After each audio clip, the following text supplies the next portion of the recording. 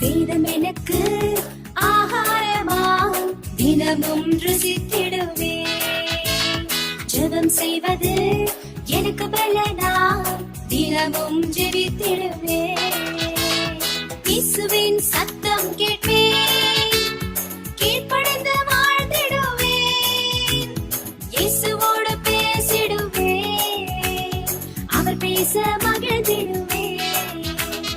இயேசுவோடு பேசிடுவேன், அவர் பேச மகிழ்ந்திடுவேன். வேதம் எனக்கு ஆகாரமா தினமும் ருசித்திடுவே.